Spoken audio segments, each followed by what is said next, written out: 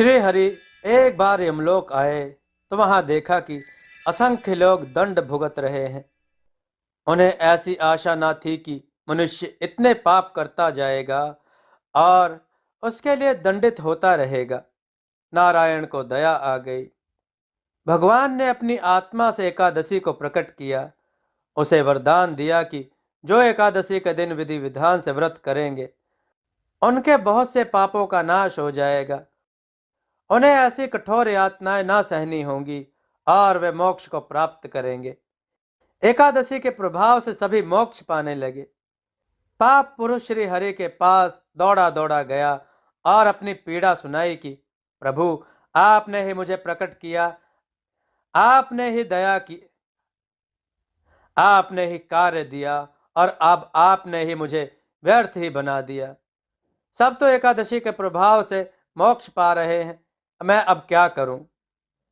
श्री हरि बोले, बात तो तुम्हारी ठीक है, किंतु एकादशी को भी मैंने ही यह व्यवस्था दी है। अब उसमें भी फेर बदल कर दूं तो कल को उसकी भी स्थिति तुम्हारे जैसी होगी, तो उसे कैसे संतुष्ट करूंगा? मेरे लिए तो धर्म संकट है। पाप पुरुष ने कहा, प्रभु, एक उपाय है जिससे हमारा कार्य भी हो जाएगा और आपका धर्म संकट भी टल जाएगा।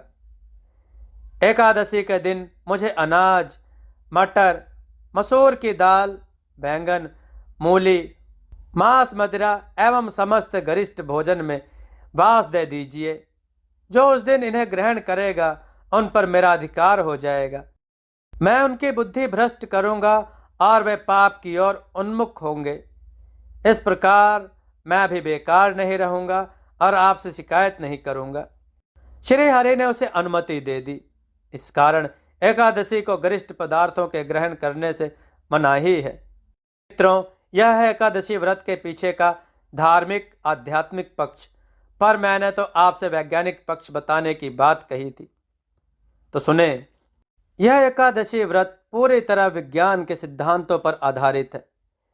गरिष्ठ भोजन के त्याग और एकादशी के दिन आवश्यक रूप से व्रत के विधान के पीछे विज्ञान है। अमावस्या और पूर्णिमा को सूर्य, चंद्रमा और पृथ्वी की स्थिति ऐसी होती है कि उस दिन पृथ्वी पर वायु का दबाव सर्वाधिक होता है। यह बात सभी जानते हैं। इसी कारण इन दिनों समुद्र में बड़े बड़े ज्वार भाटे भी होते हैं। अगले दिन समुद्र बहुत शांत रहता है। यह बात समुद्र के किनारे रहने वालों ने अनुभव किया होगा। दबाव के इसी विज्ञान के पीछे एकादशी का व्रत का कारण भी छिपा है।